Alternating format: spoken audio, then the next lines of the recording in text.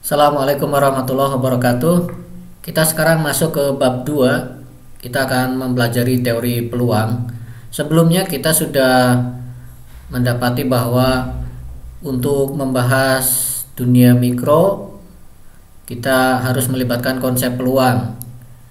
Nah, itu sebagai pintu masuknya adalah percobaan Davison-Germer, dan kemudian mau tidak mau harus melibatkan konsep peluang sebagaimana diusulkan oleh Max Born ya.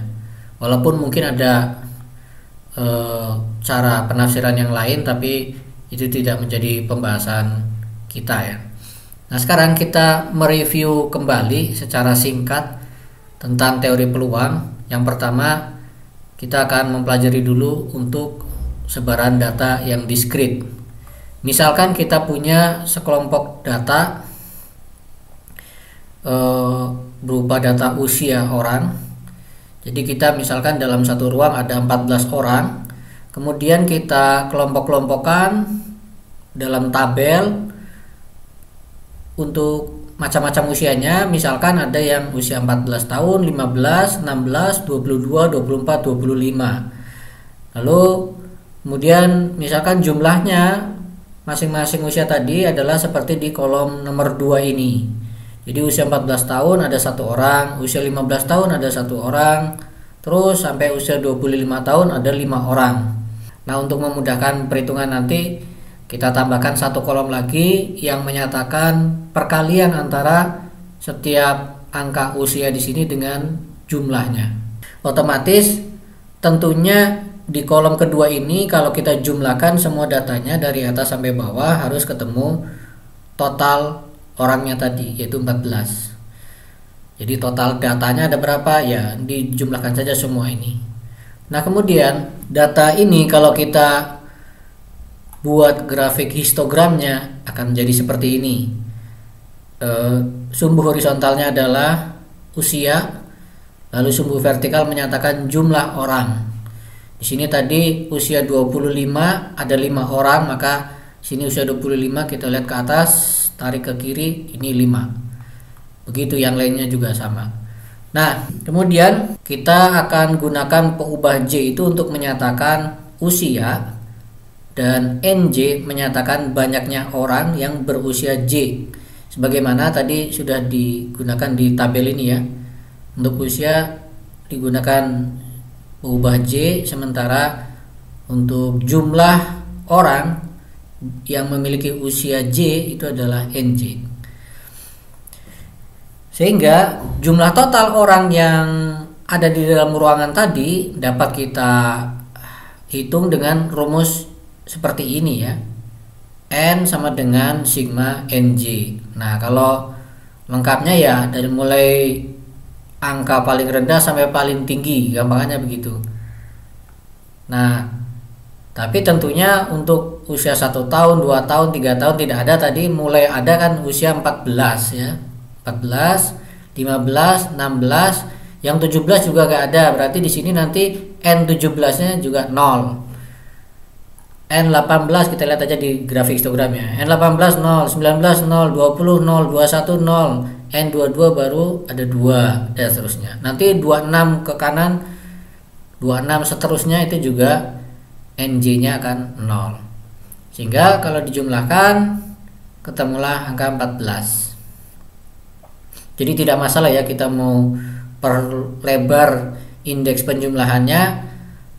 Yang jelas selain yang ada tercantum di sini tentunya nilai NJ-nya pasti 0. Nah, kemudian kita juga biasa menghitung nilai rata.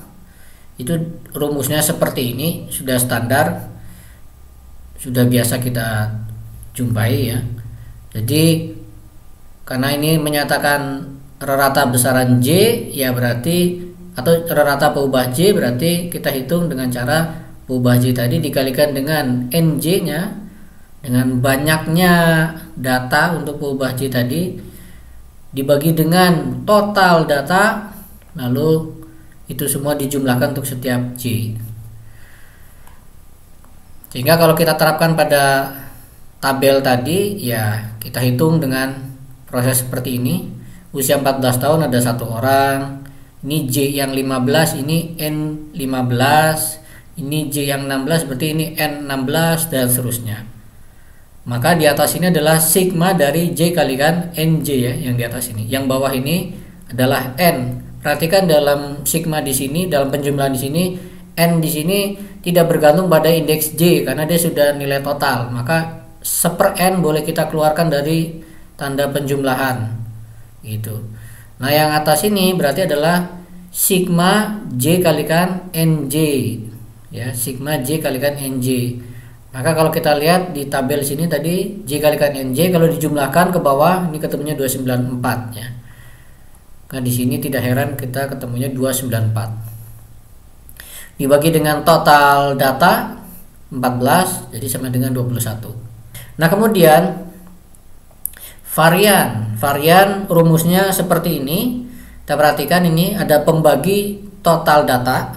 Ini juga lagi-lagi merupakan konstanta ya bagi penjumlahan ini karena tidak bergantung pada indeks J. Sementara yang dijumlahkan di sini ada dalam kurung J dikurangi dengan rata. Rata itu adalah konstanta kalau bagi sigma ini ya. Yang bukan konstanta tentunya J ini dan NJ-nya ya. Kalau J rata ini sudah konstanta karena sudah suatu angka, yaitu contoh pada kasus tadi adalah 21. Nah, J dikurangi dengan rata J dikuadratkan. Hasilnya dikalikan dengan NJ. Lalu itu semua dijumlahkan untuk setiap J. Kita hitung semuanya dimasukkan. Lihat ini J rata ini 21. Ini J rata 21. Ini J rata 21 dan terus gitu ya. Karena memang merupakan konstanta ya. Kemudian perhitungan sampai di sini ketemulah nilai variannya adalah 21,14. Kalau misalkan ini mewakili besaran fisika, kita lihat di sini ya. Maka satuan fisis itu adanya di mana? Satuan fisis tentunya adanya di J ini ya. Kalau ini kan hanya menyatakan jumlah saja ini. Ya. Sehingga ini satuannya tentunya adalah, kalau misalkan satuannya A, berarti kalau J itu satuannya A, berarti sigma kuadrat ini satuannya A kuadrat itu. Ini kalau kita terapkan langsung ke besaran fisika ya.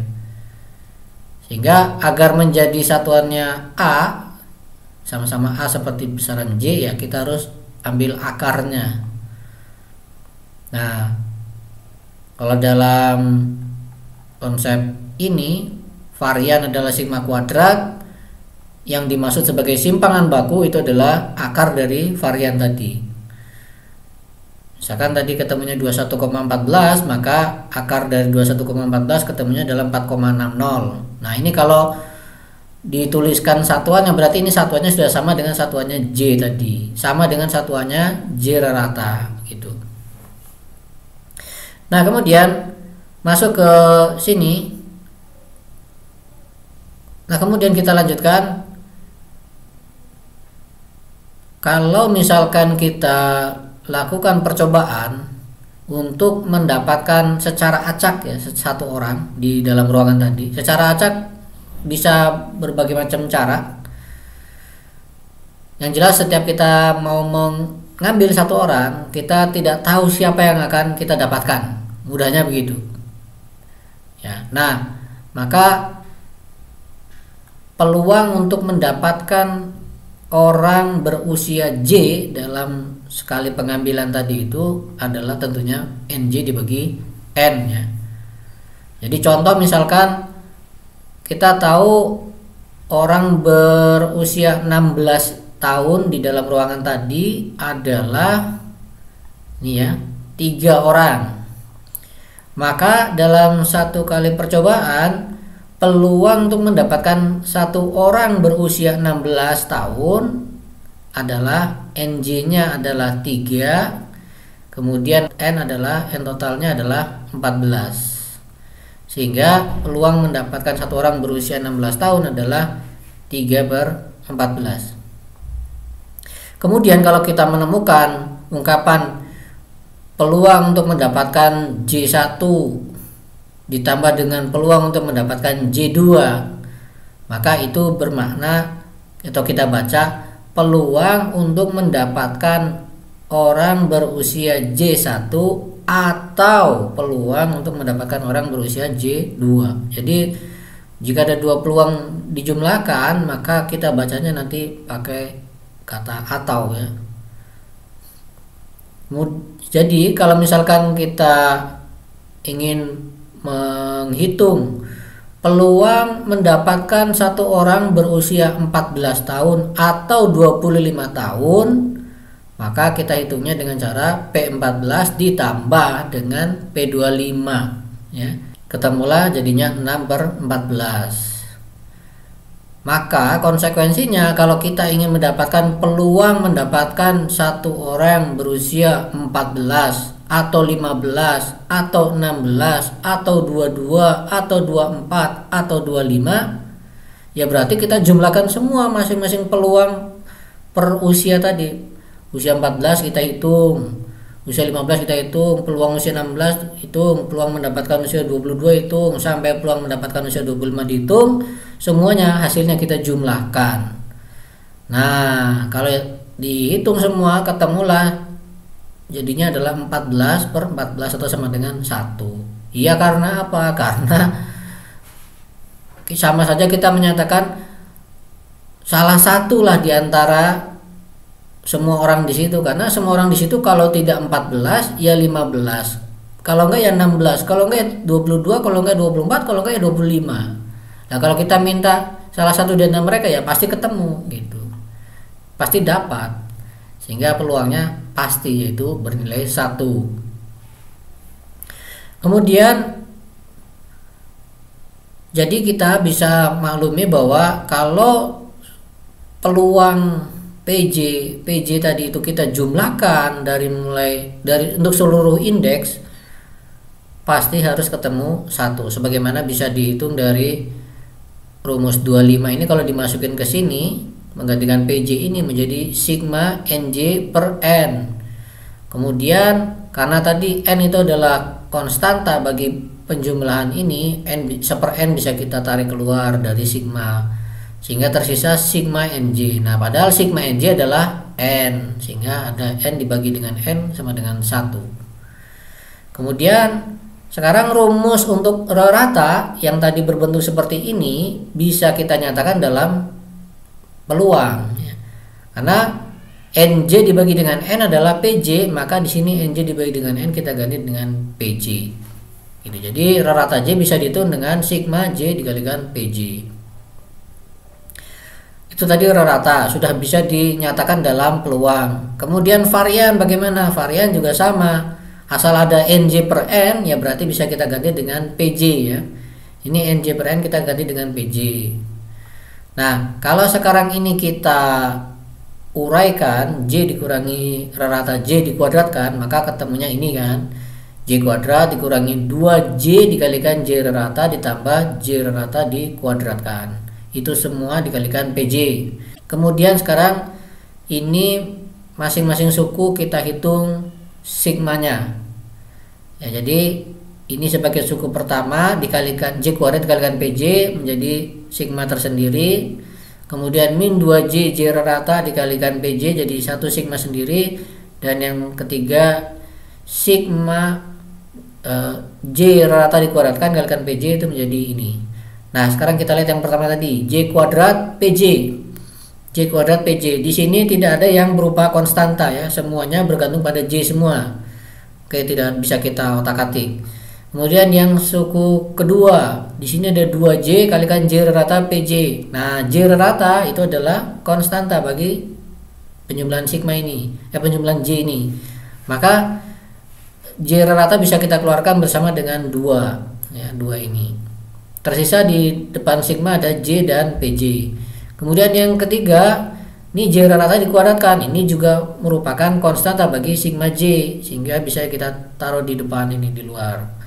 Jadi di sini ada sigma PJ.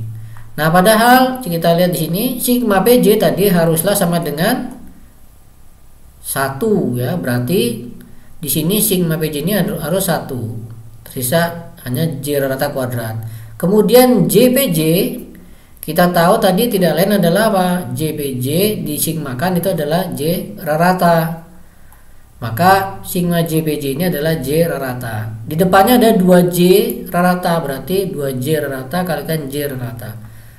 Lalu ini berarti menjadi 2J rata dikuadratkan ditambah dengan J rata kuadrat sama dengan minus J rata dikuadratkan. Sementara yang ini bisa kita artikan sebagai rata dari J kuadrat. Kalau rata dari J adalah J kalikan PJ, maka kalau di sini J kuadrat berarti di sini adalah rata dari J kuadrat. Jadi sekarang sigma kuadrat bisa kita tulis sebagai rata dari J kuadrat dikurangi rata J dikuadratkan. Itu.